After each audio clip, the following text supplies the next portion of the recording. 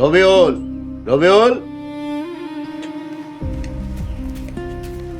আসসালামু আলাইকুম তালুকদার সাহেব, আপনি আমার বাড়িতে? তোমার পোলা কই? হয়তো ঘরে বিছানায় পড়ে রইছে, অসুস্থ। কি হয়েছে? কিসের অসুখ? কেমনে যে কই, কারা যেন আমার পোলারে মারছে। তোমার পোলার যে অবস্থা, পথে ঘাটে মার তো খাইবই। কি কোন তালুকদার সাহেব, গ্রামের বেবা কি জানে আমার পোলা একটা বালা পোলা?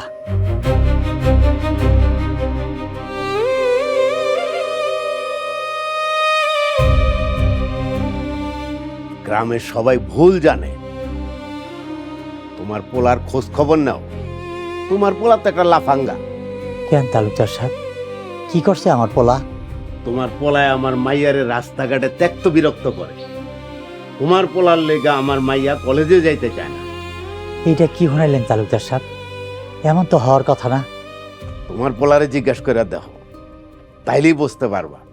ঠিক আছে, আমি গেলাম, তবে সাবধান করে দিয়া গেলাম। আর যদি কোনোদিন আমার মাইয়ার সামনে খাড়য়, তাহলে আমি কি করতে পারি তুমি এটা খুব ভালো করে জানো। তার মানে আমার পোলারে কি আপনি মার খাওয়াইছেন? আমি কি কইলাম আর তুমি আমারে কি কইলা? বাপ পোলা দেহি দুইটা একই রকম, লাজ শরম নাই। আরে মিয়া, তোমার পোলা তো জীবিত আইছে, আর আমি যদি ধরতাম তোমার পোলায় জীবিত ফিরাইতো।